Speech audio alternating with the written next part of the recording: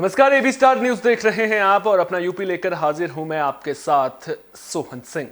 हाथरस में बाहरी प्रत्याशी के बहिष्कार के पोस्टर लगाए गए हैं। आपको बता दें कि शहर के मुख्य तालाब चौराहे पर ये पोस्टर लगाए गए हैं। इन पोस्टर के जरिए लोगों ने साफ कर दिया है कि वे इस बार स्थानीय प्रत्याशी को ही वोट देंगे। दरअसल लोगों का कहना है कि बाहरी प्रत्याशी जनप्रतिनिधि बनने के बाद विकास के काम नहीं करते हैं।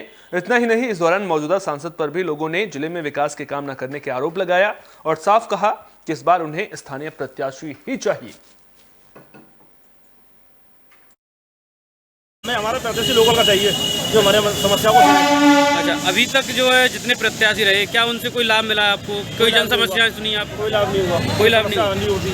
बारिश बढ़ जाए, बाजार मार्केट में पानी भर जाता है। होना चाहिए विरोध, ये तो विरोध होना चाहिए क्योंकि हमें अपने शहर का ही प्रत्याशी चाहिए। अगर वक्त जरूरत पे हमें कुछ काम पड़ जाए तो हम उनके पास जा सकते हैं अपनी फरियाद लेके। अच्छा, पहले जो प्रत्याशी रहे हैं उनसे आप ना खुश हैं? उनसे तो बिल्कुल खुश नहीं है। जब से जीते हैं, जब से हमने उनको देखा ही नहीं। शहर में विकास कार्य वगैरह कुछ देख लो, जैसा पहले था वैसा ही अब। बुलेटिन में बात मथुरा की भी कर लेते हैं, जहां विश्राम घाट पर यमुना नदी की सफाई को लेकर महापंचायत का आयोजन किया गया। आपको बता दें कि इस दौरान यमुना नदी की सफाई को लेकर चर्चा की गई।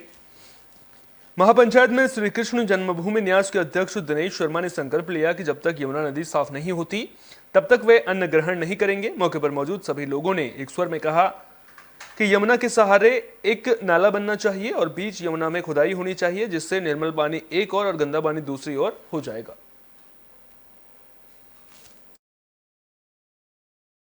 शुद्धिकरण की ये महापंचायत हुई है। सभी यमुना भक्त पधारे हैं, रमेश बाबा महाराज जी पधारे हैं, पंकज बाबा जी पधारे हैं, सभी गणमान्य लोग यहाँ पधारे हुए हैं। और आज यमुना शुद्ध कैसे हो इस बात का मंथन हो रहा है। मेरी तो सभी से यही प्रार्थना है कि यमुना जी जल्द से जल्द शुद्ध होनी चाहिए, क्योंकि यमुना महानी भगवान कृष्ण की भी पूजनीय थी। और ये परम सौभाग्य का बात है कि यमुना जी जल्द से जल्द शुद्ध हो जाएं। लेकिन अभी उम्मीद कम लग रही है, कार्य चल रहा है, जल्द से जल्द यमुना महानी शुद्ध होंगी। हमने आज यहाँ एक संकल्प लिया था कि हमने पहले ईदगाह नहीं हटेगी जब तक अन्न ग्रहण नहीं करेंगे, ये हमारा संकल्प था। हमने उस संकल्प को आज यहाँ बढ़ाया है कि जब तक हमारे गज की पटरानी यमुना रानी शुद्ध नहीं होगी तब तक हम अन्न ग्रहण नहीं करेंगे और फलाहार से ही अपना जीवन व्यतीत करेंगे।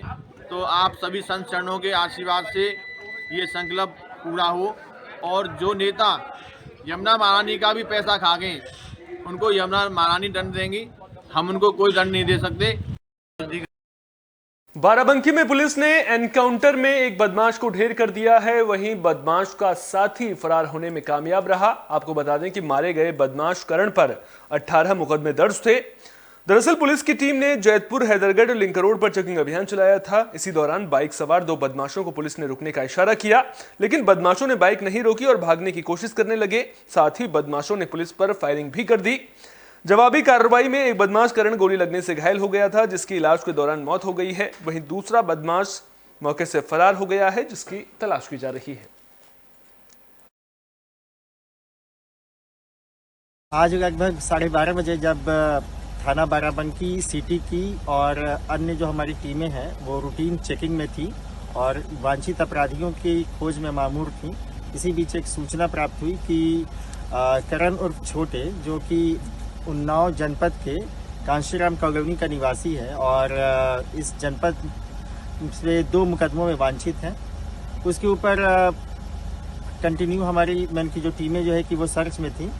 आज अचानक से सूचना मिली कि वो फिर से एक अपराध को अंजाम देने के लिए इस शहर में आया हुआ है, जो हैदरगढ़ और जैतपुर का लिंक रोड है वहाँ पे। तो टीमों ने उसको इंटरसेप्ट किया, उसको रोकने का कोशिश किया विधि सम्मत ढंग से। लेकिन जब उस अपराधी ने हमारी पुलिस टीम पर फायरिंग किया, तब आत्मरक्षार्थ हमारी पुलिस टीम ने उसको न्यूनतम ढंग से बल का प्रयोग किया और इंटरसेप्ट किया। लेकिन वो कंटिन्यू फायरिंग किया, जिसमें हमारी टीम ने अपने आप को सीखे हुए तरीके से बचाव करते हुए उस पर फायर किया। तो उसके एक पैर में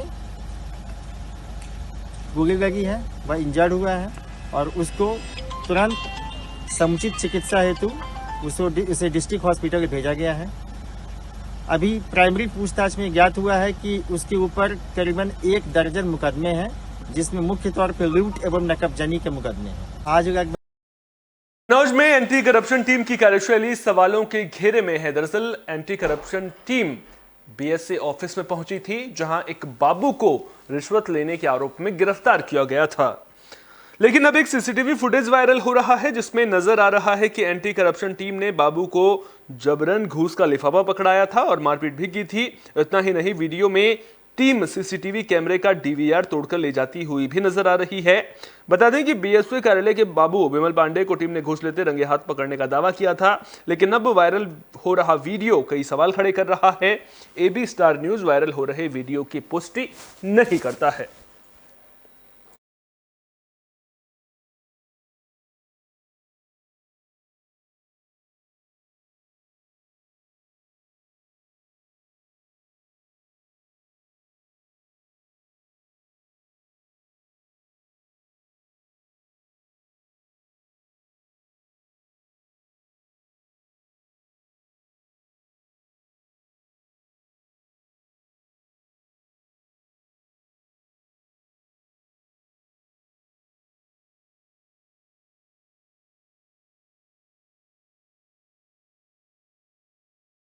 गोंडा से एक शिक्षक की हत्या का मामला सामने आया है। आपको बता दें कि बदमाशों ने शिक्षक की हत्या उस वक्त की जब शिक्षक सो रहे थे।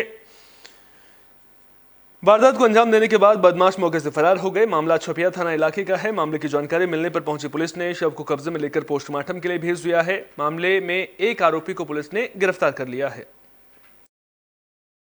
करीब 1 बजे थाना छपिया पुलिस को सूचना प्राप्त हुई कि थाना क्षेत्रांतर्गत चांदारती गांव में एक व्यक्ति को सर में गोली लगने से गंभीर रूप से घायल हो गया है, जिससे उपचार हेतु परिजनों द्वारा सीएचसी ले जाया गया है, जहां उसकी मृत्यु हो गई। इस सूचना पर तत्काल एसएचओ छपिया एवं उच्च अधिकारियों द्वारा घटनास्थल पर पहुंचकर मुआयना किया गया तथा परिजनों से वार्ता की गई। परिजनों द्वारा बताया गया कि जो मृतक है दिनेश, वो अपने मामा के यहाँ चांदारती गाँव में आए हुए थे तथा सोने हेतु अपने मामा की दुकान पे बाहर सो रहे थे अपने भाई एवं मामा के लड़कों के साथ। इसी बीच रात 2 नामजद व्यक्तियों द्वारा उनके सर में गोली मार दी गई, जिससे उनकी मृत्यु हो गई। इस लिखित तहरीर के आधार पर थाना छपिया पर सुसंगत धाराओं में 2 नामजद आरोपियों के विरुद्ध मुकदमा पंजीकृत किया गया। पुलिस द्वारा त्वरित कार्रवाई करते हुए इसमें से एक नामजद आरोपी को हिरासत में ले लिया गया है और एवं उससे पूछताछ की जा रही है। अन्य आरोपी की भी शीघ्र ही गिरफ्तारी की जाएगी। मौके पर पुलिस बल तैनात है। कानून व्यवस्था की स्थिति सामान्य है। पुलिस द्वारा अग्रिम मैदान। बुलंदशहर से दर्दनाक हादसे की खबर सामने आ रही है। दरअसल बारातियों को लेकर जा रही एक कार नहर में डूब गई थी। हादसे में 3 लोगों की मौत की खबर सामने आ रही है। 3 शवों को नहर से बाहर निकाल दिया गया है। वहीं 3 लापता लोगों की तलाश की जा रही है। जानकारी के मुताबिक बारात ककोड़ के शेरपुर गांव से अलीगढ़ जा रही थी। इसी दौरान जैसे ही रात को गाड़ी कपना गांव स्थित नहर के पुल पर पहुंची, तभी कार बेकाबू होकर नहर में जा गिरी। गांव के लोगों की मदद से 3 शवों को बाहर निकाल लिया गया है। 3 लोगों की तलाश की जा रही है। मुख्यमंत्री योगी आदित्यनाथ ने मामले का संज्ञान लिया है। सीएम ने मृतकों के परिजनों के लिए 4 लाख रुपए मुआवजे का ऐलान किया है। मेरे बहन भाई थे और एक चाचा थे, कॉन्टैक्ट में रिश्तेदारी में थे। वो शादी में जा रहे थे। गाड़ी ड्राइवर चला रहा था। गाड़ी ड्राइवर ने नहर में वो कर दी, उस पर वो नहीं हो पाई कवर। 2 सिस्टर की मौत हो गई, एक भाई की मौत हो गई छोटी की। एक भाई मिला नहीं है अभी तक। कितने लोग लापता हैं? 3 लोग लापता हैं। एक छोटा भाई लापता है, एक चाचा लापता है, एक भांजी लापता है छोटी 5 साल की। गाड़ी में कितने लोग सवार थे? 8 लोग थे। 3 की मौत हो गई और 3 मिले नहीं है, 2 अभी हैं। ये थाना जहांगीरपुर क्षेत्र में कपना नहर है। आज देर रात्रि बरसात भी काफ़ी तेज़ हो रही थी और तभी ये सूचना प्राप्त हुई कि जो इको गाड़ी है वो नहर में गिर गई है। यहाँ नहर के ठीक बगल में एक प्रांगण बना हुआ है मंदिर का, जिसमें कि फ्लड पीएचई हमारी रुकी हुई थी। उन्होंने आवाज़ सुनते ही तत्काल रिएक्ट किया और उस समय 5 लोगों को उनके द्वारा वहाँ से निकाला गया वाहन में कुल 8 लोग होना बताया जा रहा है। 5 लोगों को इनके द्वारा निकाला गया, जिसमें से 2 पूरी तरह से सुरक्षित हैं और 3 लोगों को अस्पताल भेजा गया था, जिनमें से एक की मृत्यु होने की पुष्टि हुई है, 2 को सीरियस बताया गया है और शेष 3 लोग अभी नहीं मिले हैं। उनके रेस्क्यू के लिए यहाँ ऑपरेशन चल रहा है। SDRF और NDRF दोनों को रिक्विजिशन कर लिया गया है। मेरे बहन भाई थे। गाजियाबाद में शिप्रा मॉल के एंट्री गेट पर दर्दनाक हादसा हो गया। करीब 3.5 साल की बच्ची की कार की चपेट में आने से मौत हो गई है। जानकारी के मुताबिक एंट्री पॉइंट के पास लगे बैरिकेडिंग के पास मॉल के गार्ड और लोग भी मौजूद थे। आरोप है कि जब बच्ची के परिजनों ने बच्ची को अस्पताल ले जाने की गुजारिश की तो तैनात कर्मचारियों और ड्राइवर ने मना कर दिया, जिसकी वजह से बच्ची को वक्त पर इलाज नहीं मिल सका और उसकी मौत हो गई। जानकारी मिलने पर पहुंची पुलिस ने परिजनों की शिकायत पर मामला दर्ज कर लिया है। बच्चे के शव को कब्जे में लेकर पोस्टमार्टम के लिए भेज दिया है। परिवार के लोगों का आरोप है कि हादसे के बाद मौका वारदात पर लगे सीसीटीवी कैमरे की केबल काटकर सीसीटीवी फुटेज को गायब कर दिया गया है। पुलिस ने आरोपी कार चालक को गिरफ्तार कर लिया है।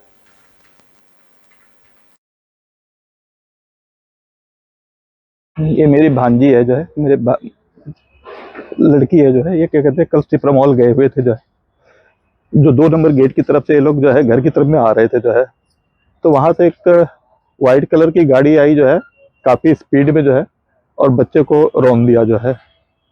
और क्या कहते हैं, उस समय वहां पर किसी ने कोई मदद भी नहीं की कि जो है कि बच्चे को लेकर जो है हॉस्पिटल जाएं या क्या करें, जो है। तो वहां पर उनके माता पिता थे, उनको कुछ समझ में नहीं आया कि कहाँ पर जाना है। तो फिर वहां से उनको पता था कि वैशाली सेक्टर 4 में जो है पारस हॉस्पिटल है, वो वहां पर उसको लेकर आए, जो है बच्चे को, जो है। जब तक वहां पर लेकर आए, डॉक्टर ने वहां पर उसको मृत्यु घोषित कर दिया, जो है। उसकी गाड़ी में लेकर बैठे भी थे, जो है कि आप इसको नियर अबाउट हॉस्पिटल में पहुंचा दो, जो है। लेकिन उसने कुछ भी मदद नहीं की, ना ही वहाँ के आसपास के कोई पब्लिक ने कोई मदद की, जो है। कोई नहीं पहुंचा, जो है उस समय, जो है प्रेजेंट में, जो है। से भी हादसे की खबर सामने आ रही है। विंध्याचल से दर्शन कर लौट रहे श्रद्धालुओं से भरी बस अचानक पलट गई। हादसे में बस सवार 5 लोग घायल हुए हैं, जिन्हें इलाज के लिए अस्पताल में भर्ती किया गया है। हादसा गौरा बादशाहपुर थाना इलाके के केशवपुर गांव के पास हुआ है। जानकारी के मुताबिक आजमगढ़ के सरायमीर थाना इलाके के बिसरौर गांव के रहने वाले Vinod Yadav private bus book करके विंध्याचल दर्शन के लिए मिर्जापुर गए थे। बस में कुल 21 लोग सवार थे। जानकारी के मुताबिक विंध्याचल से लौटते वक्त ड्राइवर को नींद की झपकी आ गई थी, जिसकी वजह से बस पलट गई थी।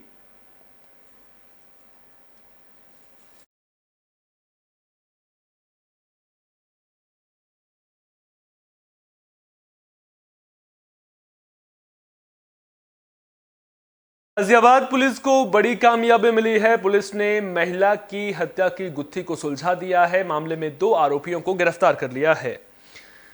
दरअसल 23 फरवरी को सिहानी गेट थाना इलाके के लाल क्वार्टर डोहिया नगर से महिला की मौत का मामला सामने आया था। जांच के बाद पुलिस ने 2 आरोपियों निखिल शर्मा और गोपाल सिंह को गिरफ्तार किया है। साथ ही मृतक महिला का मोबाइल भी बरामद कर लिया है। पूछताछ के दौरान आरोपियों ने बताया कि महिला कमलेश झाड़ू पोछा लगाने का काम करती थी और उसने 2 साल पहले निखिल से 3 लाख रुपए लिए थे और अपना मकान गिरवी रखवा दिया था। जब निखिल ने अपने पैसे वापस मांगे तो ना तो महिला ने उसके पैसे दिए और ना ही मकान का कब्जा दिया। इतना ही नहीं, महिला निखिल को झूठे केस में फंसाने की धमकी भी देने लगी, जिसके बाद निखिल ने साथी गोपाल के साथ मिलकर महिला की हत्या की प्लानिंग की। दोनों आरोपी महिला को जमीन दिखाने के बहाने मोटा की ओर लेकर गए और शॉल से गला दबाकर महिला की हत्या कर दी। दिनांक 27 को लोहिया नगर चौकी पे एक पीड़िता बबीता ने तहरीर दी गुमशुदगी की कि उनकी माता जी गुमशुदा है। हम लोग गुमशुदगी की जांच में पता चला कि इस महिला की डेड बॉडी कुछ दिन पूर्व ही थाना मधुबन बाबू धाम में मिली है। तो शीघ्रता से हम लोगों ने इसमें पीएम और आदि का अवलोकन करके अभियोग पंजीकृत किया और सीडीआर सर्विलांस और सीसीटीवी और मुखबिर की सहायता से आज हमने 2 अभियुक्तों को गिरफ्तार कर लिया है और इनके साथ होंडा एक्टिवा स्कूटी और मोटरसाइकिल जो कि घटना में प्रयुक्त हुए थे उनको भी बरामद कर लिया। हत्या की वजह क्या रही सर? हत्या के पीछे की वजह क्या रही? हत्या की वजह मुख्यतः कमलेश जो मृतका है यह अभियुक्त के यहाँ झाड़ू पोछा का काम करती थी। इन्हीं में इनके बीच पैसे के लेन देन था। इसमें ये कुछ पैसे कमलेश दे नहीं रही थी, इसी को लेकर इन्होंने रति निखिल ने अपने साथी गोपाल के साथ मिलकर इनकी हत्या की। दिनांक 27 को किसानों पर कुदरत का कहर टूट पड़ा है। बेमौसम हुई बरसात और ओलावृष्टि की वजह से किसानों की फसल को भारी नुकसान पहुंचा है। मुजफ्फरनगर में भी बरसात और ओलावृष्टि का सितम देखने को मिला है। किसानों की फसल बर्बाद हो गई है। पुरकाजी, भोपा और चरथावल में फसल को बड़ा नुकसान पहुंचा है। गेहूं की फसल बर्बाद होने से किसानों के चेहरे पर मायूसी छाई हुई है। एक तरफ जहां भगवान ने किसानों पर बेमौसम बरसात करके और ओलावृष्टि करके किसानों की फसलों को बर्बाद करने का काम किया है, वहीं पर सिंचाई विभाग द्वारा भी किसानों की कमर तोड़ने का काम किया है। बार बार सिंचाई विभाग को अवगत करागा कि ग्राम चौकड़ा के अंदर जो रजभाया है उसकी सफाई की जाए, लेकिन सफाई नहीं होने के कारण आज भारी बरसात में वो रजभा टूट गया और किसानों की बची कुची फसल भी पानी में बह गई।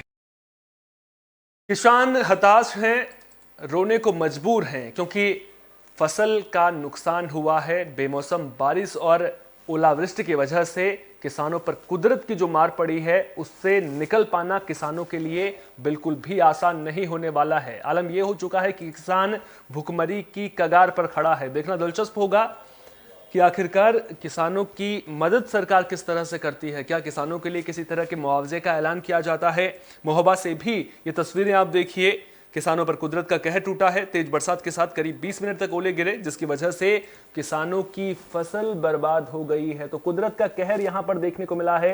इन तस्वीरों में आप देखिए किस तरह से भारी ओलावृष्टि हुई है और खेतों में जो किसानों की फसल लहलहा रही थी, किसानों को उम्मीद थी कि इस बार अच्छी फसल होगी, उस फसल का नुकसान किसानों को अब उठाना पड़ रहा है।